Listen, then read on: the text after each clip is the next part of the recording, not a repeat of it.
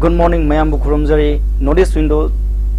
Santok Saba News Analysis Program da Tokchomangang Sana Mayam Butaram Nokshari. When I see Manipur da Pongba, Tongan Pauses, the phone riba, Maru Fausing Kanan of Gidamak, Kogisi, the Liction Liberi Basi, Mingwana Panjabada was a Haobijam Gitajen political activist ni, was Apostaram Noksari. Was I see Manipur da phone riba, Tongan Pauses in the phone riba, Maru Fausing Kanan with Tanzado. An but quick around Pangtoki by Kogi, Manipurgi, Sahi Amakai, Fazila Kadoraba, Irang, a Sigam Marilena, Delhi the Pangtoki by me from the Tongan Warep Singh, Kogi Union Home Minister Amit Shahana, Yarman when a Famkiba, me from the low Kiba, Fausing Tongan, Fauses in the phone user. Maruena, Kogi Manipurda, Ahen but security force Tazin Bagi Wapam Singh, Adagi Kogi Irang Tauriba, Duga. Manipurgi Tongan ba police station sing the Kulai Lakiba the Bible Toriba Kambusida a convection look can have a sing ba Muru from Singa Tambiki at Tareva. High Wafam Sida was a Korean Tambini. I'm to the Kogi. Knowledge window and Vidiba, Manipur Kakun Ucheri, when I see Hoso Vidiba, Machangcha Meitei, Kakun Ucheri. Machangcha Sisi, Nasi topic in every among Taitari. As is a quick united. We Manipuri Puarida, Dumba, Yamasati Tanka, Amagona, Kawum, Murida Dumba, united. Kagitamak talking like Taragadi,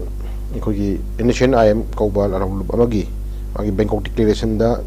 Jun Taragum do Taramari to 2001 G Dumba, Masagi, Bangkok to Pambamagi, Initian I am G, 6 pair action on the Vidamata. In the Gomagi Moshilaga, Padma Baya, Government of India and the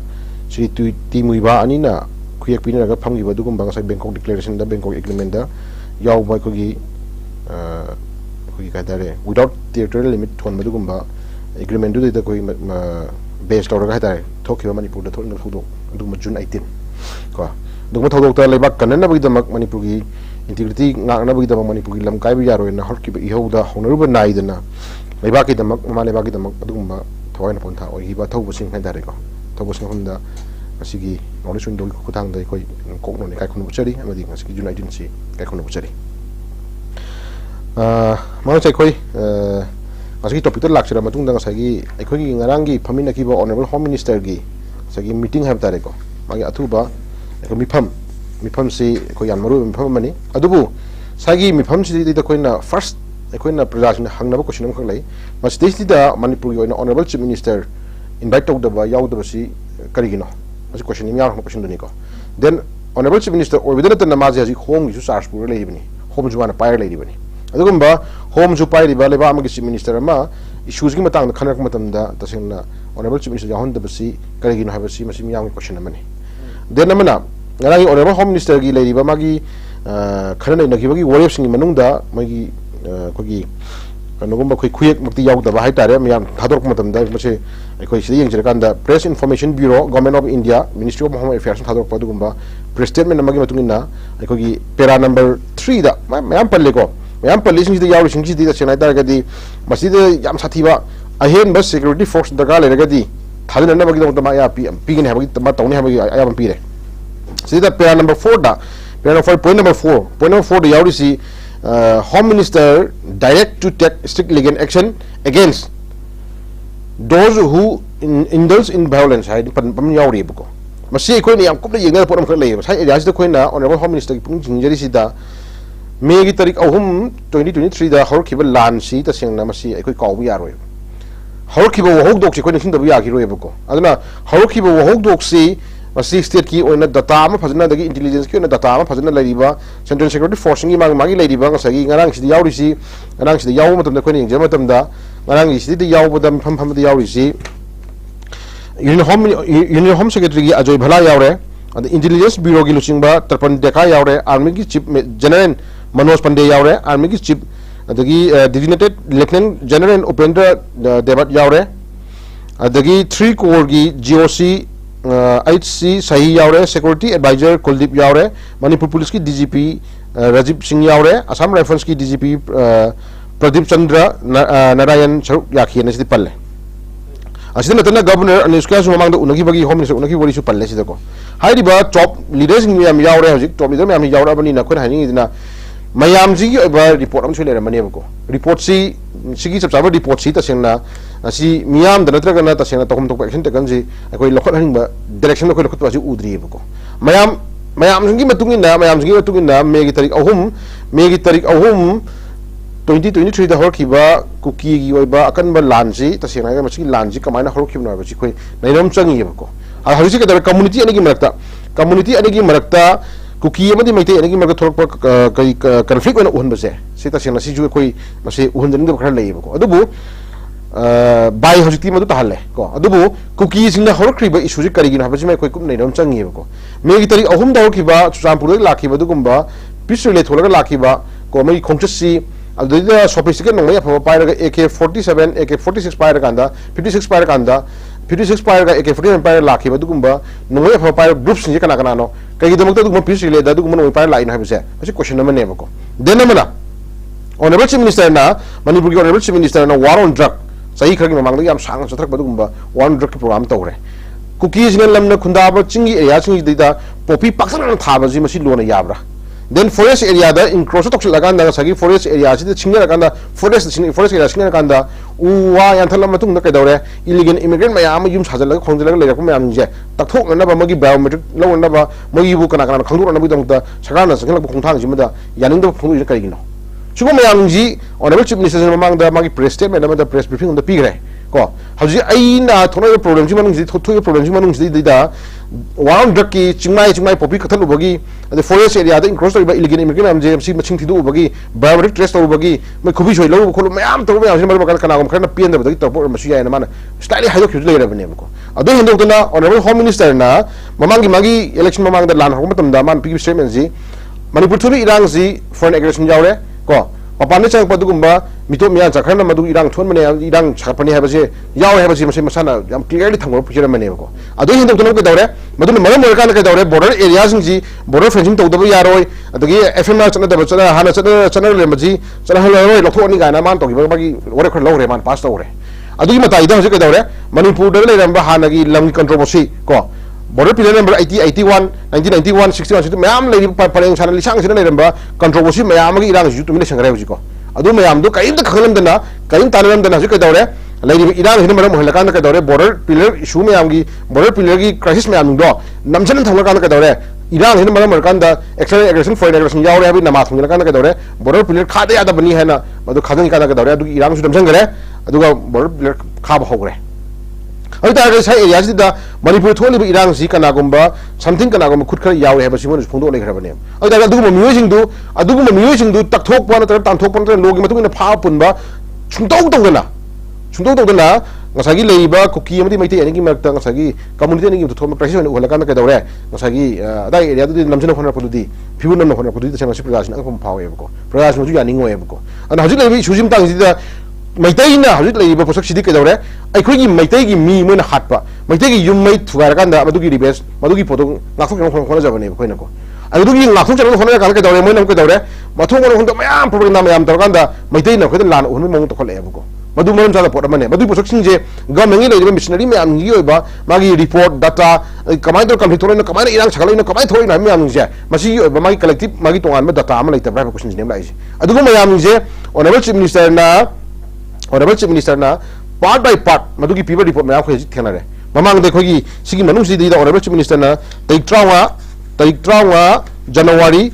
tarik trawa 2024 da piba mana DG da badagi chief secretary da DC SP jiri bam da piba magi letter ma euro namas de khoi thena re theno ga nas da kisi policy ka dawre it has been reported that about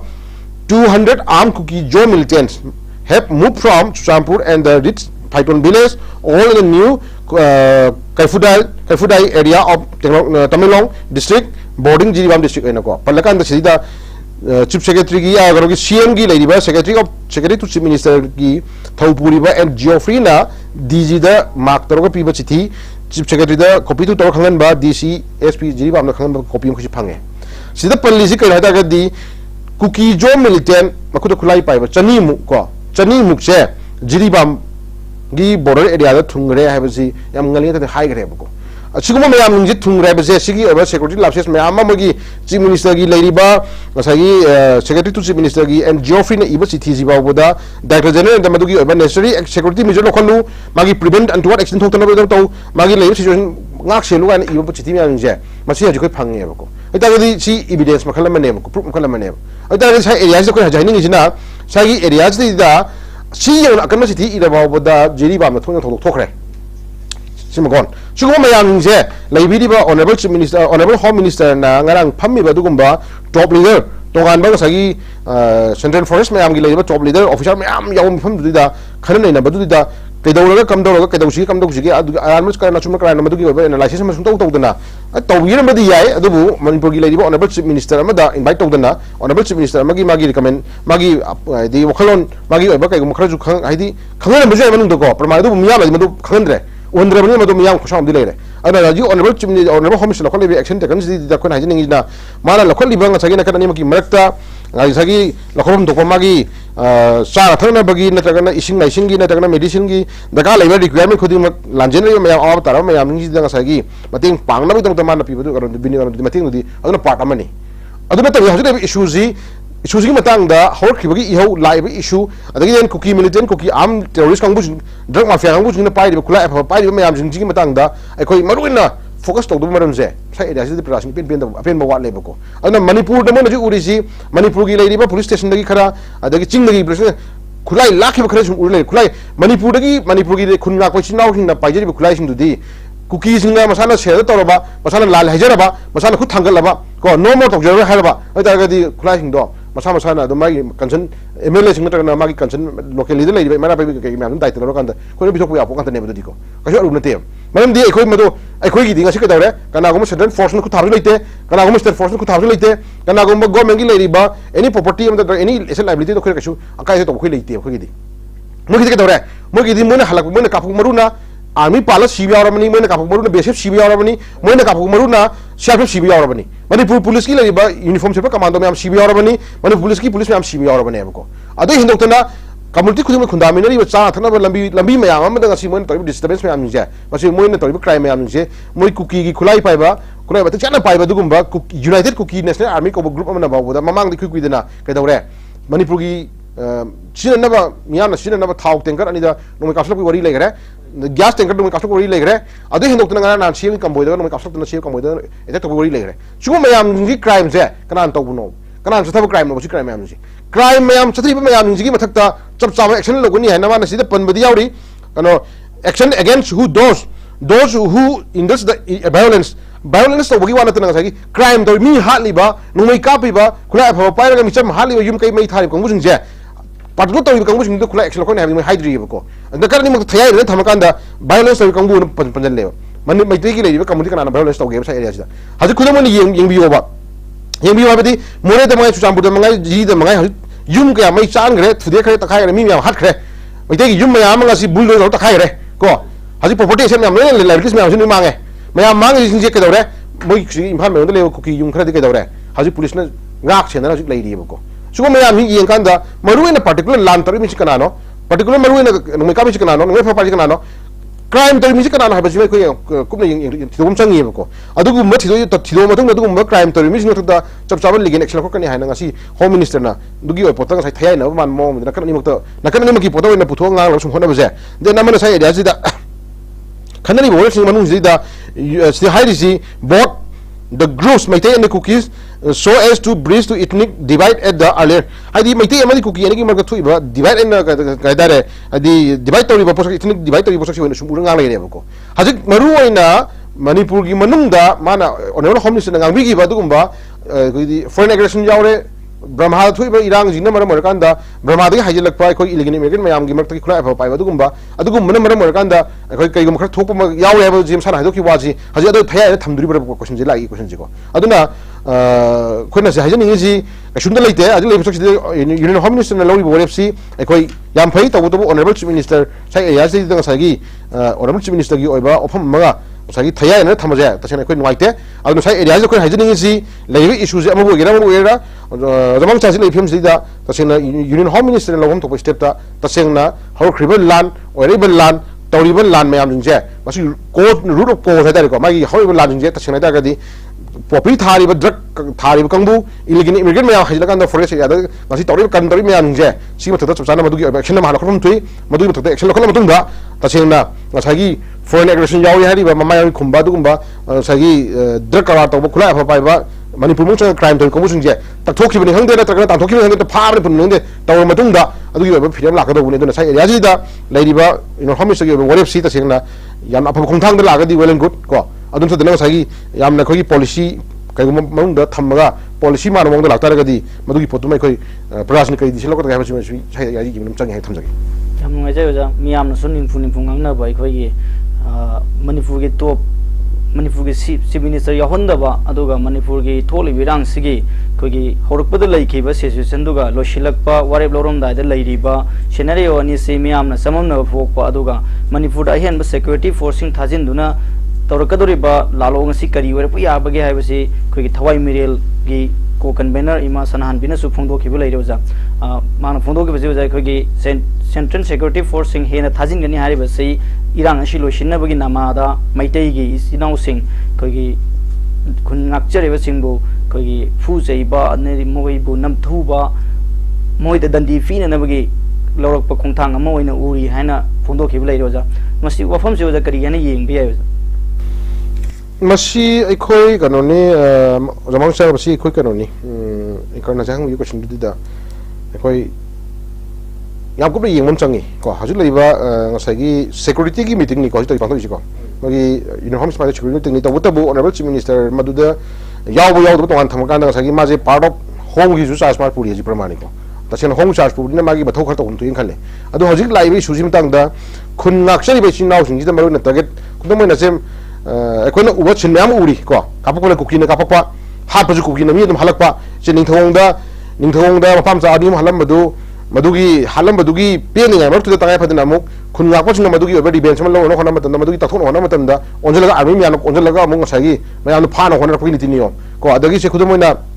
Morang Puri नंगा थै problem दुनी को कापकोला cookie न सिंग दैले काथरे मथं मथं काथरे को मदुगी खुन गापसिन हंजरे खुनगा को ओजलंग फाना होना पकि नीति नियम को सुगम याम सिने मरम मरकांदा हजि सेंटर लो फिलिप्स दे कोइना याम कुबे येंगा द पोरम ख लै अदुना हजि लास्ट ऑप्शन केसु लैते आई कोइना पॉजिटिव ओइबा दुगुंबा फजब वखलोन अमा खक तरुकन हेबसे प्रजासिंग वखलोन दे कोइ याम सांग सही अमा हेना सही अमागा था अमा निमित खने हेदरबा सुगुंबा लानसे खांगा लापनि अदु हजि के दौरे अदु ओन तदम के दौरे हजि लाई बसक से बोट कुकी न मिटेस को लेरिबा फिल्म जिदा तंपाक तो अहेड में सिक्योरिटी पिछला मतुंग थमजला मतुंगदा एखोगी लेरिबा खुन नाक्चे बेचिनाव मयाम नुजे को तान तानरा फानिंग बगी इंटेंशन हजि लापकी ममी ताको फिल्म लाए खैदको ए तारगा देखो हजि प्रजासिंग कई दिसिलो मिन मतम मोरे हजि सिगी टाइमिंग जिदा एखोगी थौना एखोगी लिंजेन एखोगी वखलोन जि तसेंना हानै उलग लाइ बसक से एखो यूनाइट ओइना अमत ओइना अपन मि थौना उलगदा तारगदी एखोई एखोगी महाराज बुद्धसन महाराज की सिलोंग कौरगा एखोई नमदना अखोई सोइलो गासी मणिपुरना मनिम खातम लेजर मणिपुर से गासी इंडिया दिलंगी वरी खोई गासी बौद निदोम पोम लेनरी प्रमाणिको अदुगी टाइपटा मणिपुर की लेरिबा साइ एरिया से खोइना साइ एरिया से खोइना कुम यें कांदा एंकर दखोइ हाइजिनिंग केनते हाजिल लेरि फिल्म जिदिदा मणिपुर की एमएलए मयामा वोट का सबी मयाम जिदे खोइना ततने हे खोइना ताइना जे केनते बको मोइदा मोगी मथौना अखोक चंगी बको मोइजी मियामगी रिप्रेजेंट तोरगा मिहुट ओइरगा मियामगी दायित्व मोइदा पुबिरो मियामगी दायित्व जे मोइदा सिनरा मतुंगा मियामगी अवाना कोकनबा मियामगी लंथुंगा मियामगी थवाई गांगनबा चखोनबा होननो रो हाना मियाम मोछले लाखरब कंबु मनेबको असगी मरक्सी देजा ममा लेबाक नुसीबा जाति खनबा फुरुगी खनबा मरेगा खनबा चखोनना फोन जो एमएलए मंत्री मियाम याव सुनति यावरियबको अदुबु मोय मियामजी मरक्से के दौरे मथौना थमोय पिकपा को ओखन पिकपा मतौ माने होनबको अदुगुंबा नसागी सेन थुम खर पैर पायरगा ड्रग करा ह तौरगा निसाउ जका यो वाडी म कई म थिगारो ह तौरगा मसा पायरगा लाखो दुगुंबा मी खरना एमएलए मंत्री खर ओसलको के दौरे लमा लेबा नुसी वाले बको अदुगुंबा मिजिंग मसिंग याम जन्ना अदुगुंबा मिजिंग नंगासी के दौरे मेजॉरिटी ओइल सिंग के दौरे लेबाक से खोई अवाब तारक पने बको अदुना साइ एरिया को हाइजनिंग से लेबिरिबा ngasiगी लेबिरिबा लेंगाक लोइ मयाम जिना ngasi खुनना कोइ बाजा सिनाव मयाम वारका दो थेना का दो ngasi मणिपुर स्टेट सिदा थेलै बरा इमाइबे प्रजा की इमा इबेन नोगे इमा सिंग बावबुदा खुन नाक्से इमा सिंग बावदो ओजर नोन कापा खिबगी नोमै गई तखाइ तोगी बगी वरी खोइ लेरे ना कुम्बीदा को खुन नाको चिनाव सुंगी नोमै खरा फागी बगी दमक्ता मरु खरा पोजे खरा फागी दमक्ता मरु पिथो पियो लावबगी दमक्ता आर्मी जिन ओजर केस पर तक्के तोबगी भिडियो फिर उरे असि के दौरे कदौरे ngasi कदौरे जिरी लाइन दे कदौरे के बंग सागी यूनाइटेड कुकी नेशनल आर्मी को यूनाइटेड कुकी नेशनल आर्मी को दुम कुकी लालो लुप अमना ऑयल तेगर दुम कापपा गैस तेगर दुम कापपा कामु सिंग अखोय तो बुनी कनागो मी तो पोसे पोसे मी यारो गायन तरो चैलेंजिंग तरो लाक मतम दा मोयु थदे कदौरे ngasi बाबुदा आर्मी तर खुद हलगा दुम काप लेते आर्मी तर बुचंग फाबस लेते बको ngasi डिफरेंस सुगुमगी डिफरेंस मयाम जिना कदौरे प्रजा संगी थमो ततन खै चिथिंग पिहले बको अदुना सागी एरिया जे कदौरे अखोगी लेबी एमएलए मंत्री मयाम जिना हाजुती अमतक हंदना येम चंगे बको हंदना येम चंगे बको मणिपुर की पुवारी हिस्ट्री जे मोय अमुकसु लेबा की दमत मिया थक तौ तारगदी थोना लेन गस लेन ब्रेन थक तौ ताइदना अदुगम थोना ले मिदो अमुकसु हन भोट काजनी कइनो सही मंगा की मागी तामदु आई चक्री तुदे ले खला तारगदी हवे मिचाई नाव मयाम ngasi कदरे कुकी तो लान गेम नते बको कुकी ड्रग थारगा ड्रग योलगा अखोगी लेरिबा मियोन खुदिंगमक को ड्रग लचु लगा अंदai खoi क्या वन खांग लाखरे को मणिपुर की लेरिबा मैथै फ्रुप से टोटली ड्रग हारना बगी नहा में हारना बगी दुगम लालों चंग तो सिल्ले भाई बजु मदु खिन नेंदे या द पोरम ओइ ने बको सुगुम बल लालों मखन मखन मखन या संग सिदा थिंगन नबि दम nga नबि दम ता कार ga दुगम लोमे कट लेगा लेबी एमएलए मंत्री जिंगिना मचा मनाव की तुंगी मिरोन की दमक लेबाक की अफा समाज की दमक अदुगम थवाइना पोंथा ओबंगम बदु थवाइ कथुप ngam बदु थोना फना लेबाक की दमक यादे हाइ ngam दुगम बलि दखा यावि रगदी अदु हाइ म्यूजिक अमसो दम बोट मियानो बु यादि भोट काजनी कइनो नो एंकर अदुना खो हाइजन दुगम थोना फबदु खो चंगन बियु ओबियु अदुगम मयाम ngasi के दौरे ngasi honourable home minister local state से कोई याम कुपले यम चंगी सिगी मनung से लेबिरिबा स्टेट सिगी ओइना लेया पाबिरिबा एमएलए मंत्री मयाम जिना लेहोल खुन ngai bai chai नाव मयाम जे सिगी प्रोटेक्शन पि लेबि दंता सिगी दंता बतु नाम सोक तनबि दंता खoi करी फिरेप लोगो तगे करी तगो तगे हाबे जे खoi कुपना यम मंत्री चंगे हाबे थमजगे लोरेना मणिपुर की प्रजा खुदिंग मै खoi हजुक्ति तसेंगना खoi कनागम खरना कनबिरकनी कनागम खरना गाकपिरकनी कनागम खरना मदु अखोगी दंता लेपिरकनी हाबे आशा जे खतंग नथै थमकांदा अखोई अपुन मन पांगनी पुन्ना खoi मानमी नम चंगी पुन्ना खoi थिंगनमी नम चंगी पुन्ना खoi वरक नम चंगी अदुना अपुन ओइना खoi वन वे में को लेबाक थुगाइबा यारोय खुंदामिने फुल कुंथाम की एक्सेप्ट कुकी नतना को लेहर फुल खुंदी मोसे कोई एखो खन खमी नमता मोरे मरमदी जाति म लेबा म कोई लेबाक छिनर पाइजे लेमिने फुल कुंथुनि छिनर मतने को अदुना कोई लेबाक काइबा यार बजे कोई अपन मगे थोना वेब लबुनम संगे लोना कोई लेबाक कनना बिदम जाति कनना बिदम ता कोई सुगुम नार्को टेररिस्ट और ड्रग माफिया कांगबु सुगुम फत्र बादु मै छिंजगी कोई गाथो चना बिदम कोई पुन्ना फिरेप लबुनम मतम दो ओइरे अदुना Imangi मयाना ngasi thamai mofam ima lup mayam ngasi punjala kan lori phirep singse khoi ima mayam ki thona je macha ba khoina hapam changi ima mayam ji ma khida tasena mama asengo dum obiu ko e polen hayam badu gumba hayam balai biduni ai wonda ima afam da piu ko afam samajam seme ga jam asle wajani ko aduna miyam gi samaj gi ko manipur history ki puari da pitrim gi leimai da ngasi mama sing lo ima nu pitrim nu pi khudim global role da gi manipur gi ima sing global role ko to ngasi singtha thamji ki do boyong to no hogi ima sing number thodang je khoi ka phode अदुगी मचा मसुरी चदाव तानी ओरिबा ngasi लबिरिबा इमाज ngasi थेनरिबा Baba दे खै खंगी ngasi इमाज की थोनाद ngasi मचा मयाम nga लेरिबनी इमाज निगी मरक्ता कनागुम्बा मिय खरा इमा Kharna मदुदा Coke Sanar कांदा इमा मयाम निगी थोना हंधरबा होना बिगनो अदुना ने नसाना पोकोना सानी नसागे नरमदम खलकांदा ओखन पिक इमा सिंदो ओखन पिक इमा सिंदुसु ngasi दायित्व लबिरिबा इमा मयाम लबिरिबा खोगी मणिपुर की मयोन खुदिम काचिन कुया खुदिम तरेबि इमा खुदिम लबि दायित्व सिदा अपुन मन सोगिला मतुंदा इमा सिंग लोको थौदांग सिंग मरुंग सिदा मचा बो खैन इन बताई अन इमा सिंग थौना जे खोई हजुति पुंजन बिरो अमतो इन पुंजन बिरो मामा अमत को बिरो लबिरो मामा मसिंग अमतो लबिरो मतुंदा खोई नकन खाइदो पिरगांदा मामा मचा मयाम जे खुनगाक से मचा मयाम जे nga नबिदम सेम साना नबिदम ता लबिरो हाबे जे यानि बानी बा अपल तौजगे खोगी सथरगलेबा इरांग असिदा खोगी इंडिया गवर्नमेंट ना लौखलक खोंथांग सिंगदा मतुंगिना मणिपुर की प्रजाना पेनबा अमदी मशीना कदाई फौबा सोल्यूशन पुरकनी नत्रगा हेना चावबा मैजाव अमा थोलकद्रा हाइबसे यामना सिंगनिंगाय ओइबो वाफम अमा ओइरि हाइबसे बजा मखा तारकबदो जा यामना पेनदबा थौदोक्ता अखोगी जी दगे इम्फाल तमना थोरकपा लोडेड ट्रक सिंग तदबुंगदा कुकी नुपी तरा कुन्ना थतपदगी खोगी इम्फाल तमना लाखपगी लंबीदा शुभनगी नुपी तरा कुन मुक्ना थतबदा अखोई सिक्योरिटी फोर्स सिंग करिमदा तौबा ngamdana लाखबा ngamखिद्रे हाइबा वामना नुंगाइतबा वाफम सिंग फोंदोकना योजा हाइ वाफम सिदे योजा करियना थंबिनी योजा छागी एरियासिदा एंकर हाइबी छागी एरियासिदा हजिक कुकी की नुपी तरा कुन गुथरा मना तरा कुन मना तौरिबा एक्शन सी कनागी हाइदि मरुम कामगी मरुम कना लाइबतगी मोना सुचांग थोक तौ ngami नाइजा सि क्वेश्चन अमने बको ngasi moi manga thola su moi tara thola su ngasi moina sukchang singroi mram kaigino सुना सिंगब गमजी मरम कइगिनो आई मोगी मरमदा मतक चाना खुलाई पाइबा खुलाई मतक चाना पाइबा दुगुम्बा Kuki arm terrorist group drug mafia कंबुमा चावना बेक लई अदो मोगी मरमदा मोगी कुकी ओइना भोट कारगा लई बदुगुम्बा कुकी एमएलए तरा ngang lo pi thami moi ani ji ki marum da ka dawre MLA na moi ki kuki gi MLA khara na ngang lo pi thami sumna kan na khulai pai ba drug mafia kang bu jinguna madugi oiba masagi masal pa pi thami adu den ani dugi oiba masagi marakta kana gumba masagi third party ma yamna ma pang kan madugu ma third party ma nam ka dawre moi je adi tawna thami ha ba je khoi asi prajin hangna report ma haina report ma ne adugu ma miyo de kana no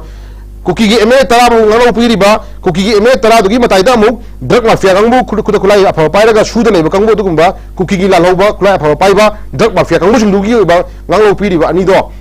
tawngam ani dugi ngalo piriba tawngam ama muk nei haiba simai khoi myam khangum changeba ko adugum mayam do question lag lebna ne masi kuki की nupi tara tholaga kuki की nupi manga tholaga kuki nupi manga kun tholaga ngasi ke dawre lifeline ओरिबा जिरी लंबी दा के दौरे गाड़ी नि फुइ खै चामा परेंग नेंग लेबा सिबाय नाम nga pot lai posudu babuda thingna si changan mangam dise ngase moi ka khang ngok pi bagi ne habsi khoi thamjage ana sigum ngam ngok pi ka musing je moi gi bathakta lo leitra bra ha question ma khoi lai lo ji ta sengna icham cham civilian icham madana kana gumba ngasagi kano ne khoi government employee da haira gana sipoya mane soira gana dandi pi gi haiba ko official man soira gana excuses na tau jaiba adu mu chadam ta khoi yar lo se khoi khudim cham anai adu haji khoi bhi khoi hajini ji चिंगी area दा cookie no operate तौबे area खरा दा drug mafia तौरगा खुला ह पाइरगा ngasi हंजन हंजन मी यमगी life टेंशनरी बा मी यमगी life line दा अकाय पि कंगु सिंजे मासे चपचाना लोगे एक्शन खपियो देन अमना मुक कदौरे अदुगी मरुमदा पोलिटिकल विंग ओइना पोलिटिकल पावर पासिल लगांदा कदौरे लेबाक थुगाइना बसिलि बदु कुकी एमए तराग मथक्ता कइदंग तम एक्शन खपम गमदबनो अदुगी मथक्ता मो अदुगी अनिगी मरमता मो सागी थोगला कांदा चैतु पाइदना वाचे पाइदना कदौरे थोगला कांदा ngasi फोंगना गाड़ी मयाम ममांग थिंगा लेपबे नुपि सिंजे मोसिना गवर्नमेंट करि एक्शन खतुरी मसी तन हानै नम चुमे बखैना को अदुदी गवर्नमेंट मदु तबिद्रबा को कनाम तबो दा गदिनो दो प्रजा खोइन मदुदी तौदा द फिल लाकने लास्ट मरमदी लुरै पोइन जे मागी कुकी न तोप लान कुकी न तोप कनोगी वातो खोबो को लुरै पोइन कना दा मी मगी लाइफ ता चार न बग सगी day to day life scenery ब चार न थक न बा से न फिरोन पॉइंट थोकांदा चार न पोसक सिबा कोइ मतम चानम तिनियम चुमना मतंग चान पोसक गम तारगदी को चार न लान थोक मतम मदो अदुने साथि लान लाकने बको अदुना मदुई फोटो दा कुकी गी नुपी गांग खरा थोलाकांदा सगी मगी हिबिचुअल लेया बदु कुम मान ता मी खरा थोलाकांदा पलो थोलाकांदा तमिगी चावरबा स्टेट मगी कम्युनिटी फ्रू खुदिन खुदामिनरी बदु कुम जाति खुदिन खुदामिनरी बदु लाइफ लाइन मदगा अपन एपी बजिदी मसिदी स्टेट का सिंगल ते को लैबा सगी सेंट्रल की लैबा सगी नेशनल हाईवे की लैबा मागी सिक्योरिटी एक्ट जुम सिंगल पोर मने बको नेशनल हाईवे अंदा सगी अचौवा को इंटर विलेज की लैबा लंबी सिंगल नते बको नेशनल हाईवे सिंगल पोर नेशनल हाईवे सिंगल पोर जे नेगी सेंट्रल की लैबा सगी सिक्योरिटी सिंगल ओइ दबरसनि खानो गनो एंकर को हाजनि जे बिना सगी एरियाज द को हाजनि जी मोने तौनिंग तौवा मोने तौनिंग तौवा कापनि कापा हानिंग हाटपा युमै थानिंग थाव मोंग सुम चथाब जे मसि लोना याब्रा अदु या और यादे जे मसे तचना लो ले है बजे हम गवर्नमेंट हम सेंट्रल गवर्नमेंट दिस गवर्नमेंट मदुम खंगनि मोय थक चता एक्शन खलनि हंजन हंजन खोई खांग याबल लिमिट खोई यंगा बनी पेशेंस मेते न खांग याबा खोई नुंगु नुंसिनरदि को नुंगु नुंसिनरदि थकाबो खोई मेते दि किछु हाइदबनि अदुबु मागी लिमिट क्रॉस ओवर बनी को सही अमगा था अमगा लिमिट खरि हंजला बाइजे था तराम दोइगा लिमिट खरि हंजला बाइजे एखोई लिमिट क्रॉस ओवर बनी अदुगी मताइदा के तौरे मी हालाई बनी युंग के ना थुरै बनी को अदुना ngसागी पेरी अनुदा रिलीफ कैंप लेदिबा विक्टिम होयबा इपा याचिना मयाम ngasi के दौरे लांजे लोशनर मतुंगा लांजे लोशनर मतुंग यानर मतुंग के दौरे मयुम न हलगा न मयुम द लेरुनी हाइबा के दुगुम गे आसाजु उद्रबा को मयुम के बुल दो तो खाइगरबा पूरा तुआ तुम ngasi प्लेन थोक जगा जिंग दो कमाने हिंदू के पुंसी मेंगने असिगुम मगी मैचा खांगे रक्सी चा थना लंबी दो दबन डिस्टर्बेंस पि बाइजे तसन मदो मी मगी लाइफ त लिमिटेशन लोर मत मने को अदुना सागी एरियाज दा गवर्नमेंट लै हाइबा के सब दो एक्शन तकन खोई ऑनरेबल चीफ मिनिस्टर हाइबा अमांग दको अमांग द मसागी तोहान बा जिरी खोंचत अमदा मागी कन्वॉय दा नमै कापको जी मौ तो चमाने हैना मा सान फुंदु खरबनी खोई खांग या खांगमनी येंगा येंगबनी खोई मसी लिमिट क्रॉस लोय गा मसा हजरबनी को तागदी हजिक चतमा कै मखत तो बिवा बजे साइ थमजगी कोई मखा जथर पुदे कोई बॉर्डर एरिया दा लेरिबा मरिंग खुल सिंग द म्यांमार रिफ्यूजी सिंग थोमजि लगले हाइबो वाफम कोई राम एरिया मरिंग ऑर्गेनाइजेशन रामोना फोंदोर पुसेरोल मता कोई फोंदोर पुसिंग असि तोंगान तोंगान फौजे सिंग द फोंनाबो उरेबजा हारि वाफम सि कोई इंडिया गवर्नमेंट ना एफएमआर लौथोक्तुना कोई रिफ्यूजी सिंग संगलकपा कोई बॉर्डर एरिया दा चंगलक याबगे अयाब लेरमद लौथोखिबग लोइना अकन सेक्शन थौरांग लोइना सिक्योरिटी फोर्स कया ngaksen thambi mafam asida refugee kya am changsilak le hai wafam se miyam na tabada yam na ngakpa aduga India government na koi gi tholi birang sida yeng liba mi yeng asi yam na singani ai o mi yeng ama yeng na hai tare oja hai wafam se de oja kari hena thambi ning oja ikoi am noi tabji kar kanoni hajir ai film sida ikoi gi NHN IM gi captain ko captain Winson ai ko Winson na tan sa gi anga hat ki baje adagi atopa kogi kogi tangkhun phurki ko tangkhun phurki chinau tret amasu mo sida chapsana actual figure mat koi khangdri dubu sagi media da na kogi what social media da ke da chum phongdo na pod ujabagi wani ado ta sengna NHN am captain Winson ji ta sena photo ko na hape ko atopa tangkhun gi chinau tret amasu sagi khudong thibi yawe na pautari NHN am ge captain nama series है सिद्ध नते ममांग the कोई केने B ना कोई तत्न इतक तरफ the मगी तोंगान बा विंशन the नतना तो तो केडर खर सी पाउसम ले गरे ममांग द को साइ एरियाज द कोई हाइजिनिंग मम खर ले खागी ममांग द हाइजा की बदुनी कोगी योंग तन ये भाम मदाने को योंग तन ये बसे कोगी ngसागी इक्वल शेयर तन जे मचे मचे सेम से ये बदा योंग अमद कना को योंग अमद ngसागी मपा am बी बतम दने ओखन खन मंगम दरे हारिबा कोई साने हाइना मियाम ओखन खन मंगम बा कोई मियो बसे ओखन खन मंगम बा मियो बसे तोंगान पान थमकांदा ओखन खन मंगम दबा साने ले कंगु सिंजी बाउदा साजी बाउदा जति सुम तंबीरदी रोइना बिरदी मिले साथीना सिंगजु यखल अबने को अदुबो ओखन खन मंगम दे लेरिबा योंग दबाउदा कोई प्रमाण दजु पानी को योंग तन येलो मतमदा सुम मचे मचे मचे येले मदगी योंग अमन द खर पाम येलो कांदा योंग मयाम संग योंग बदो आदि ओखन खन मंगम दबा जीव बाउदा केदरे sometimes I hear a photo Ukada, I don't come among a meboko. Can I come a coxanare? Mapuduna, Tanya Matanda, she young the Karahan Peter, I was in Kangameko. At the Managic Manipur issues there. Issues at the Gabo, Masagi young Tanya Mita Tormaneko. Tanya Mita was the Kanago Makara Karahan, Chakun Karahan Peter Habazimadi, I do make lab Kudan Torisi. Kukida,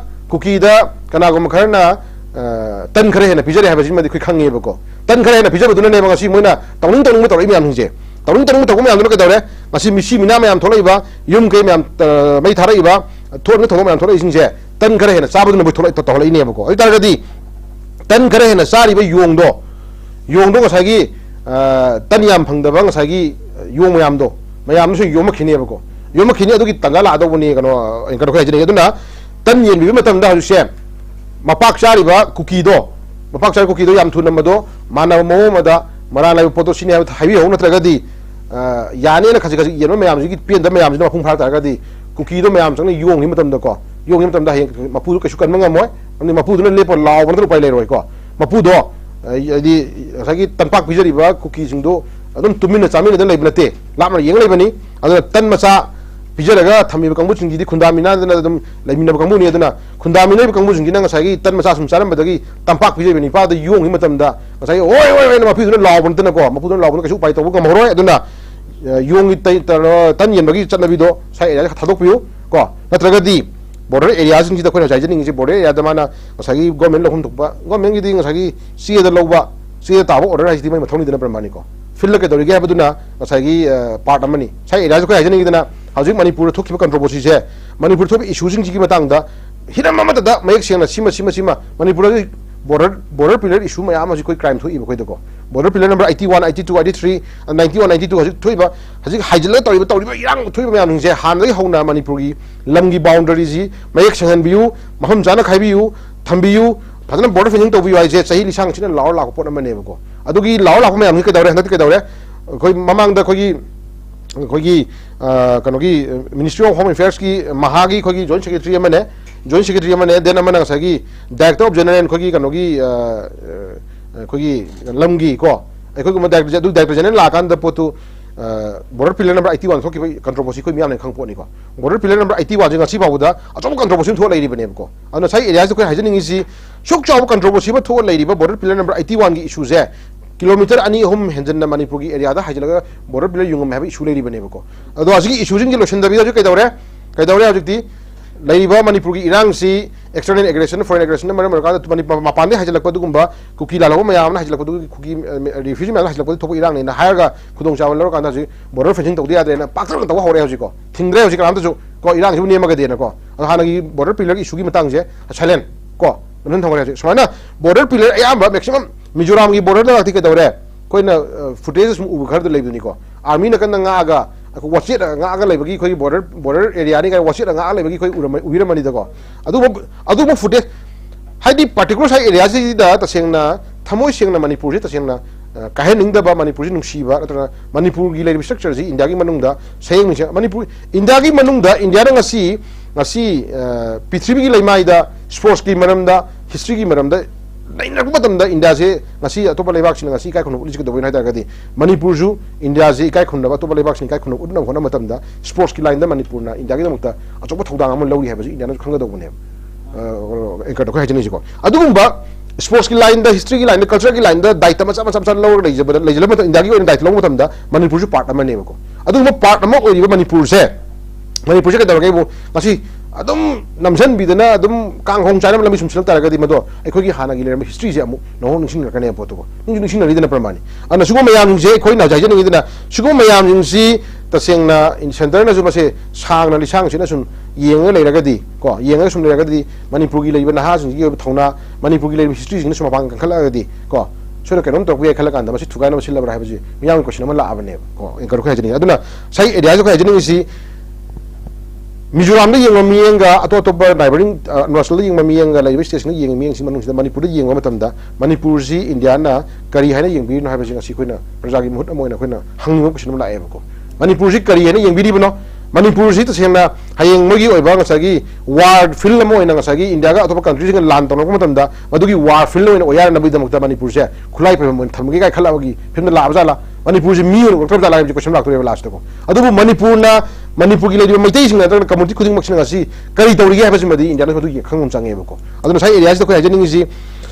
मनिंग तमना जरा खर दको border area जरा खर the मनिंग Tamanna cookie की लालो buzzing PDF के केने B गाले थोला इसिंग जी को हजि एनएसएन आइ तने केने बी है बनी को केने बी जी तसेना केने बी जी एनएसएन आइ सुमांग हेल्प लेगरे को इंडिया की लेडी बा सेंट्रल फोर्सेस ना फोंग मतेंग पांगजली गाइ जी फोंग पोर बोइरा बनी को मोगी एजेंसी में हमले नि एनएसएन आइ किछु तोंगान मनुगी मोगी तोंगान बा सोर्स इंटेलिजेंस हमले नि प्रमाणि को मोयना ngasi फोंग ना हाइफोंग अमा बाइसे ngasi पार्ट अम ला बनी को मियाम की वॉइस है जी ईश्वर की करोने हाइने खोजे ने हाइने नि प्रमाणि अदना ngasi मियाम ना असावा फिर लौरिबा रोल द पेन द मैम थोलो सिंजे सिजु एविडेंस में खलम नि कइनो एविडेंस में खलम नि नखरबा जिरी द तौरिबा एक्शन मैम कुकी की लालौबा मगी लीडर द आर्मी न संजला nga थंबा हा आर्मी याना मेते होंदोकपा युम या मै थानबा अमको हा अदि न मन अमुक चुजामपुर दा हा चुजामपुर द सु मेते ब्याम होइदोखरे तांदोखरे युम nga खुदि लाय द न कदौरे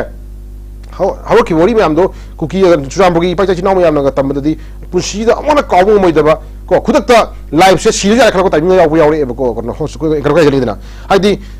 ngak sin bidi habre ngak kuye sin bide miye mi life property kan majibo methodro security na izini mogi methodro sin ya ko gome ni methodro le jibo adu to drenga hondore lo hondore kan ka dore tura tumna ji bul ta khaya re ji ko chugum mayam yu to ta sida ke dore sida kuki gi yum ma ji yeng biyo ba kuki gi yum ma ji ke dore ini jaga am yeng biyo ko kwaitina ri ba kuki yum khara kun mang le yum khara ini jaga le yum khara ke dore एक मगी तोंगा parameter force security force अतो तो कना कना अरांग तुरांग सेटपा हा दगी केसपर ma'am खिनदना नोंगी की नुंदांग खुदिंगी केसपर मरी मंगा अनिम खिन खिनदना सिक्योरिटी खै चाम खिन खिन जगह जगह जिंग the ngai ni ko mi jung ko ngai ni ose asi chugo मैम जिगी ओबे डिफरेंट खेना ब तोरिबा मिटिनी मैम पेन द मैम मरम मरकांदा प्रजाजिंग खसाव दम लाखिनी को फजना मरम चालो संगरे खै फै को मरम चालो संनाय बजि ता सेंगनाय ता गदि हन कुकी जथै लाम जि कोइना फरे लान का पतुन रजिनो का पतुन रजि मदुन का परमाइस नते को नु सोलुशन नते को हजि मई मचा मैम मांगी बगी ममिति पि ताब लेप तो इमुनु मैम लेरी को मयुम मे कई इचा इशु की दम तक फगदरन खलक अंदा मयुम मे कई चाहि कुंथ्रा नि फुइन कई चंगना मिरो नि हुम चंगना वाना थबक सुर गमी थबक सुजरगा तालगा युम सादर मयुम तुमना चाखि बाइजे अबोन युम साबंग मदर मदर करनी को गवर्नमेंट से चिप चप चाना हंजन मंग मदर मदर जे क्वेश्चन मनी प्रमाणि को सुगु मै चांग न मैम जिम सिदा कोई हेते याने हाबदि यारोय बको अदुबु अचुंबा आरामबा अचुंबा नाबदि कोई पुथोन मम चांग याना को अदुना साइ एरिया सिदा बॉर्डर एरिया खरदा कुकी की लेइबा केने बी ओइगेरा केने ओइगेरा व्हाटएवर कुकी ला लोबजिंग कुकी की आम मोया फा पाइरा कांदा टेररिस्ट की थबक तौरिबा दुगुंबा खुदम मोइना साइ खुदा अफब खुलाई पाइरागा साइ मी हा लिबा मी की फोसे लंथुम लिबा ड्रग करवा तौरिबा ड्रग थारिबा कंगबु सिंजे सिगी मूवमेंट सिदी ngasi ba udah dum padahal free movement tawra thok tawri habasi madi ngasi aji oi riba film ni sakhi nei tare ko aduna aji lai film si da taseng na moina border fencing tawri ba ta na ngasi manipur thoi ba kano si isuji matang si da taseng na awa ba di kana kai na tare ga di atopa ko manipur gi taseng na laijari ba ka hai ni leiba ki da mukta khanja ba kambu chinau mayam jing je taseng na pulap uppaga pulap loshalaga na plan taw kambu sing do adugi ko ma leira ba ba si question ma lai ne ko ana sai area si da border area da ka dawre border area da कोई cookie की लेरीबा cookie national army KNB को अदे KNA whatever cookie लेरीबा लालो बस मसिंग यामन कोई ज्ञान बतादरे अब side खर खंगु दिखर ले MLA ओइबा नुपी सिंग माइ मावा सिंग नो ओइबा कुकी लालो बोली दसिन कोई खंगी को ममनि मोसिंग दुदी कइदौरे मयु मके फजबा सारागा साइड छुनि तोक्सिनरागा कइदौरे पोपी थारो अदगी अदु तौरो अदा तौरो ना से पूरा निंथौ महाराजा की टाइप निंथौ की टाइप चिंगी एरिया से दै चम चम सिविलियन याम दु बसन तौदना मसिदा मसागी मोय वर्क अटेंड तौदना मसिदा मोय दोन छादना मोय निंथौ दना पानबगी मोय खरजी बुदी खंगे को अतो अतो मनु हुजन लेरिबा करी करी मोय मसा मरे याम दु खंग खंद्रे अदना हाय कंगु सिंग जी मोय मनिम खा तौना बॉर्डर की एरिया सिंग दैदा कोई अदम फजना मोयना चारपदा आर्मी न मतिंग मांगली कापना दे को मोयना फोदोखिबदा आर्मी उरंगनी कापना दे दुम को ngasi औदा आर्मी कापनी कुकी लालो सिंगा बॉर्डर लानो हिं तौब तंदा आर्मी कापने है कोई पौताद्री और तेरेना मई कनोगा कुकी लालो सिंगा आर्मी के पुल्लगा मैते लालो सिंगी ओबा जगह केम थुगाइरे गुम्बा एनएसएन आर्मी थुगाइरे गुम्बा सुमुदी कोई पौतारी को अदुन तापदी मोइसे आर्मी की ओबा ग्रुप खरा को टीम खरागा कुकी की लालो खरागा दिदम मरी फै है बसिमदि दम ताई है तारे को मसी मीडिया ला फोंग पोसक्शन सखीनी अदुना हजिक लै फिल्म जिदि तसिनाय तारे गदि अदुम एरिया खरदि मै फ्री हैंड को मनिंग तौना अदुम बॉर्डर से अदुम सिन तौदना है तारे को मगी सही FMR चनबा चन दबो या पल्लिदो गवर्नमेंट न पजदन अमनी अदुबु याना बखरदि ngसागी मिजोराम नजु हाइदना आइदि ब्रह्मादन लेहोबा खोगी कुकी सिनाउ सिंग अदगी मणिपुर से हाइसदि आदन लेहोबु सिनाउ सिंग खोई मरी मता थोई इपजा सिनाउ थोई मोइना सांग खोई थिंबिनु हा मोइ थोकी थिंबिनु गान हाइद ब्रह्मानी को अदुम याना बखरदि अदुम इंजांग नानरी अदुनि मोइ तोइसेबो को आर्मी न थोंग इंजांगा अदि कुकी लालो थोंग इंजांगा अदुम भाई बंधु तौनरगा इसेनि भाई तौनरगा अदुम इंजांग लानरी है पोतुनि लाई पोसक्से अदुना अदुम मोइ मसेनदि अदुम मोइ बॉर्डर एरिया जे काय एरिया खंद्रे करम एरिया द होन बनो करम एरिया द खाबनो खो खंद्रे अदुना मोइ मसेनगि इंजांग लानरी फजे इंजांग लानबि खुदम फंगी को अदुम हाउ चानबियु को अदुगी ट्रबल कॉन्सिक्वेंस कोई अदुम लाक्सगिनी को प्रजा सिंग सेंटिमेंट लाक्सगिनी अदुना हजिक लाई पोसक्से सखिनी द ओनजन दंग सखि योंग इतन यन फिल्म जुता चेंगना कोई ब्रेक फा मतम मोय हजिको ब्रेक फारगा मानव मोंदि यंगद्रा नत्रगना जुद थंबा योंग को सही मंगा थमनो कोई योंग को नौनो पो कोई योंग थाजनो तमदने योंग सरंगदो इंगदबनी असे सा खुदिमकी पोनी को हाइजेन पो सा खुदिमकी पोनी अदना हाना लेजरंबा सांगागी सरंगदा अनौब सांगा हचनो तमदने सरंगदो इंगदबनी को मखोन एक लांग खोटबगा चिकदबगा वाइनबा खोंगनबगा मपांग हर कलगना अनौब लाइबा योंगदो को मपांग खर कलगना हाना लेबा योंग सा मयामदो हेक्ट लोबिदुनी को अदमाइना हजि मणिपुर तै थबकसे को कईगुम खरदी थाजल लगाय दारेने कईगुम खरद थाजल लगांदा कोई सरंग थम नोई ता थाजल लगांदा कोई अनोबा सांगा खर थारागांदा पोसे कोई तौरेबसि मदि कन्फर्म होय अदुना फजना हजि एरिया जी कोई कयाम कुइना इंजांग लानादि खंदे अदुबु इंजांग फजना लानरी हबसि मदि थमजगी इंडिया गवर्नमेंट ना तौरइब पॉलिसी प्रोग्राम सिंग असिदा कोई मैतई मणिपुरी मियामना पेनिंगाई ओइदबा कयामरुम लई हाइबा वाफम सिंग फोंदोपियोजा लोजा लोशिलकबदा कोई मरुवैना खोगी लानना सैथें क्या फंगलबा कोई मणिपुरी की युथ कयामुक्ता थाजब अमगा लोइना हंदक एजुकेशन डिपार्टमेंट ना थोरकपा खोगी सग्रामा शिक्षा की मखादा कोई कॉन्ट्रैक्ट बेसिस ता ओजा लिसिंग अमगा चाम निफु लौगनी फ्री प्राइमरी ओजा लिसिंग अमगा चाम निफु लौगनी हाइबा ऑर्डर थोखरबा मतुंगदा कोई थाजिन बाना सिंबा प्रोसेस लोशिलगलब मतम असिदा कोई महिरोई लुप अमना टिकट पिनबा इरांग हौरपदगी कोई प्रोसेस असे लेफ्राइब तारे वजा हाइदि फॉर्म थाजिन मसिदा कोई तुम सम अमाउंट खरा सुम लौखिबगल वन मसिंग यामनबा कैंडिडेट सिंग अप्लाई तौखिबा कोई चौरब सेनफम अमका कोई इरांग मरखिदा चटखराय तारे वजा अदुगा खंगौदना थोखरिब ऑर्डर सिंग असी ngsidagi amuk chanaroi haina amuk director na thok bo dara mana thingre ta sigum bai khoi gi lenga ki oirakli plan yoi fibam masida khoi gi asa kai rabana ha kaya marumna asa amagal loina na tawjaru ba thabak kaya amuk se amuk ningba kai ningai masam sum oirak poja tawrai ba government gi mali director na tholai bo dar sida kari ena yeng bining uja masi khoina kano sum nga ga na sum khoina ga sagi dum yaure duni da kano anchor ko yaure duni ding sagi area si da khoina director na taka na sagi commissioner lai kamu sing jina sagi moina pungtok to ya pon te da lai bi ba sagi concern mi gi minister sing ko thau pu bi moibu handling to ri ba moi gi oi ba makok to phami ba dugum ba sagi commissioner mayam adagi sagi minister mayam lai pramani ko adu mayam ning na sagi lai mayam ning je then lai ba director ba gi lai ma ta pramani moi je thoi sing om changi moi thoi sing om changi da na moi jing thoi sing ta ka da re ko lai ba chana kang ong ja le ba ko haju le issue ji matang ji da lai ra ba mata lai ra ba mata senthok lambi le jida ba le ra shu dum haija ba ko adum miyam gi oina sagi adum phajana di kan tok jaba satra mayam na hoi na ha mayam je angang tuition to raga angang lek tak charaga hingma tana nga meng job to khona to na jiti ta sengna upai leitre adu den amana mu ka dawra senthom le jog da ba lam tu di le jaba da ko adu di mayum jo laga dum thok to khona ta mayum jo thok to khona ma to na ka dawra chai to ta oza dum oina ba si bhayam lo na ban any kind of job di ko haji posiko thobam to khona ko na sagi huge amount pa lakh kun lo ba kun tha lo ba ni fu lo ba khelo lo na mina madugi potuna mo ka dawra mayum me ka yo lo wera kanda sagi adugi torop tuna mo adugi torop tuna mo ka dawra mayum leina bhonna ba natraga na sagi hingna bhona ba tamda duna mo ngamok taka ka dawra ge mo sagi mai paijari ba torop to ki card nu ka do man tham do ani mi dam ko adu cha awa ba sumani thena mi am su yawra bane ba ji ko aduna skile film ji da sai area sta ni ko na sagi leiriba leader jing jing bo kholo na sincerity ba mo changai ri posiko mo na thamoi segom changi ko ta seng na udang koi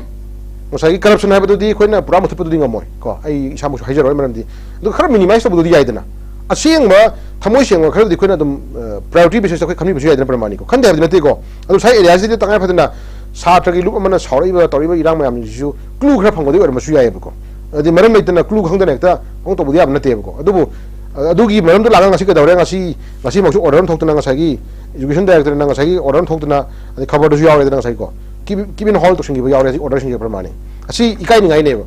ikai ni ngai ni government gi oba thokdo ma da adi thaba ma da ngasi adi maram chaba niyom chumbo era gadi si sumai to budi yaro ibra tra adu kai gum asui khare le maram ka na ka dawre aho khare ka dawre evidence khare ne mane po to ngra adu maram ka dawre asi ti mapan hola mina mado government masi protection matang sa nambiya asi mrasida mu niyom chumba satra mayam yaugiram hine ba ko thamoi segom mayam yaugiram hine ba haji khallaga le hori pa kamu singi mrasida mu thamoi segom mayam yaugiram hine ba ko moi sinu ke ya sung mang duine po se mi kharagi obe la long chana ba angam ma thok khari long chana ba kana da taseng na khallaba kamu su mangai adagi taseng na sum kan da khalau do kamu su mangai ani dugi obe career si pura mamu duine po singo ado sung mayam ning se taseng da gadi director dai hauraga commissioner dai hauraga magi le minister gi level box gi kamu sing je sai area sidang sai gi koina thamoi segom sang e da area ding sai koina tatne panjari do ngasagi MLA ha post lagan di mayami local leader member वगैरह प्रधान वगैरह अदि councillor वगैरह जिला परिषद वगैरह MLA वगैरह सी थाक सी दिदा vote तोरगा मियाम गी रिप्रेजेंट तोरगा वोट खनगने खलक मतम सिदा साइ एरिया सिदा मणिपुर प्रजा कासिन कुयागी लेबल काय खोनि माइ जासिन नाउसिन सु मी मसक येगम चंग एब खोना को मी मसक येगम चंग एब खोना जदिं न मसागी बिजनेस मसागी लाइफ की ओबा सेक्युर ओइन भोना मतम पावर पाम कंगु मा को हाइदि मागी बिजनेस तो हाइ MLA ओर कान द बिजनेस मखा थबिया न भोना करबा तो बुन वाइना बगी लेप कंगु मा को देन नमन को दौरे आई MLA गी पावर पाइला मतुंग दा ai tongning thab khar tongning bai ba ding sa gi magi business ni hangde thika la ni hangde nata drug ka ba to ni hangde nata na u ka ba to ni hangde whatever kai mu ka ba to ya na bagi le ko kamu ma ta seng na leiba ki to gi kamu ma then amana mu ka dore hori ben ha jing gi da focus to ma tung da tungi minon gi to ka thab khar to ngai kamu ma adu gum le ko ka na ja ka dore ji bot le bijing je ta seng na special le ji da ba ko mi yang thok to ning ba jati khan ma du gum ba masing yam dre ba ko adu gum mi sing yaw de yaw yaw ri ba du jo adu masing yam dre sunu ka dore crore पे थम कंबू सिंजना आई करोड़ तरा ले करोड़ तरा से करोड़ मंगा पांथोखरसु करोड़ मंगा ले रे अदे वोट ले पे यारे अदे हेंग वोट कार का हन जपो नि खन कंबू सिंना मसिंग याम सेलपनि न के दौरे आई कोई एजुकेशन की लाइन दा को इकोनॉमिक की लाइन दा अदगी व्हाटएवर यूथ की लाइन पॉलिसी दा कोई लोइना पैरालाइज ओरे होजि दो अदुगुंबा इलेक्शन तो मतन हजि हनन मरम ओरे कांदा तुंगी मिरोन की दमकता को तुंगी नहाज की दमकता तुंगी मणिपुर की दमकता यें कांदा के दौरे हनदी मथंगी नेक्स्ट इलेक्शन के दौरे एकोई लेकाई ना वोट तो भी मतमदा मी मसक यें खंगम संग एबको आइदि छुला कंदा ग्लास फुन थांगल लगा मिया मांगदन बसन दो मतमदना निशा सिनब यादे को तौदे को लारमबा होरन हुट हाजिंग मीटिंग लो हाजिंग कांदा सागी यादरे आई मयाम गी नुसिनब यानना बने तरोगा चपा दुगम लिदम याम यावरिबको आइदि वोट लेफदमदा of course vote level da फजना निशा भी जब गंबा फजना यूब तक गंबा मिनट ना कोई बहुत लेपे यार फिर लांग लांग दौरे को अदु मम्मी ने बहुत लेपे का दौरे वहां पाओ बिसिंग ने खंगी दौबदी मसा मसु मयाम निंदो फगदरा एमएलए तिने फगदरा अदगी बोर्ड कारी प्रधान तिने फगदरा मेंबर तिने फगदरा अंतरगना जिला परिषद काव तिने फगदरा अंतरगना काउंसिलर काव तिने फगदरा खलगा एमएलए तिने रोगा बोर्ड लेपे कैंडिडेट अमा तिने रोगा लास्ट इसा दो लिवर सिरोसिस ना रहे है ड्रग एडिक्ट ओइरेगा लाखुदुदी करी अफब सिंदोम नो अदुगो मयाम जी खोयना लोइनमक खोय कनमदि ngam को खोय नोनम की वादा से दे तगो तब खोय खोय उ बखर लेबदुई वादा खोय जरिसि तसेंगना लेबा की ओइना खनमंग गदोबा को लेबा की कथुक गदोबा दुमबा लीडर खर खनम चंग एबको अदुगो लीडर सिंग थमो सेंग कांदा ngasi एजुकेशन सेक्टर गाइसे तुंगी मिरोन की दमक तुंगी समाज अमगी दमक कदोरे ख्वाइदगी चावबदु यंगलेन सरुड हेनरिबनेबको एजुकेशन सेक्टर सिदगी ने लाक्तुई मयाम जे ओजा हाइबा सिनमसिदगी लाक्तुई से छात्र मन लेक्ताकनी छात्र की डॉक्टर पुथोरकनी इंजीनियर पुथोरकनी आईएएस पुथोरकनी आईपीएस पुथोरकनी एमएलए पुथोरकनी व्हाटएवर खुदिमक से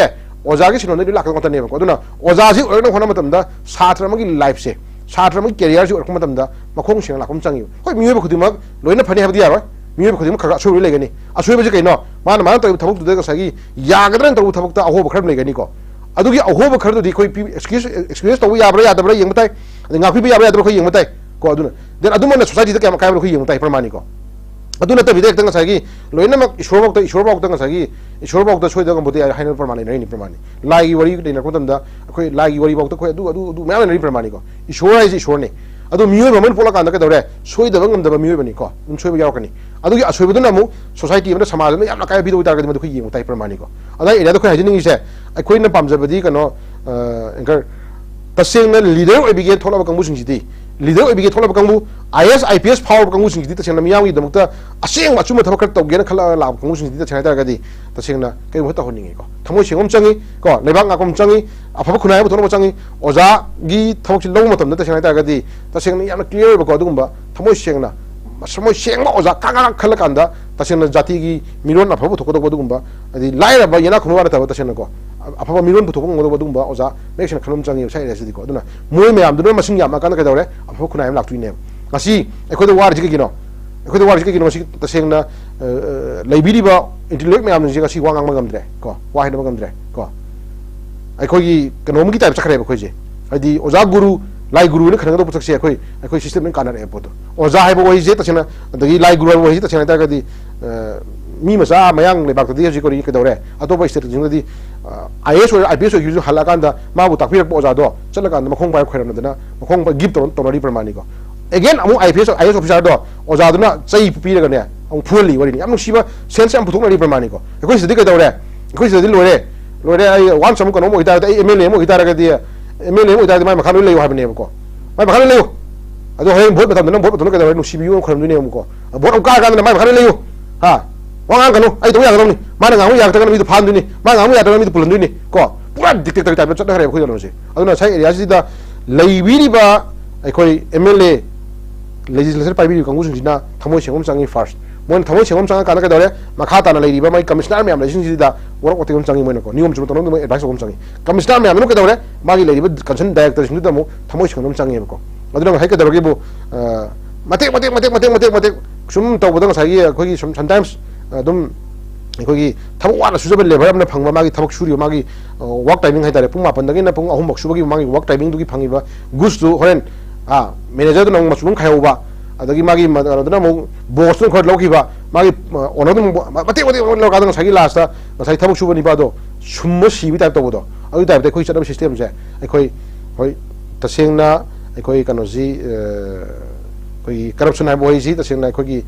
indira gandhi mutan jo har malai bani ko mase khoi natural phenomenon ne ko natural phenomenon han balai ko sum taja bada idum mo namandi khoi loi mutu bading moy adu bu sometimes minimize to bi khar handana hona bi ba then achumba asengba kamu khara dum bukona hona bi ba ko kona hona bi ba adu ma mayam achumba asengba thawai yong hoja jai chhatro sing du ba life sima khoi sina masing yam han lakanda ko yam lakanda khoi aphab khuna mo ka do mo samjage loi na lebi leader sing je khoi top to bottom hadar ko leader dai horgal ma khata ho se lebi bi marki lebi official me am je thamoi sangi dom chang ya tham jage yam nungai jai o jai khoi ki leibak ngaklon pai bi ba khuding mang na puksen seng na thabak thobi ba tangai fati ha bo phum tham bi ba yam nungai jai o jang jang si jagi sil lem matam kya kai thok bi dana si ki program asibu pung phana saruga bibu na mutoja ba mukhan nore thagat phondok sari lona ngasi news analysis program yang be pung no fu roi bo na mukhan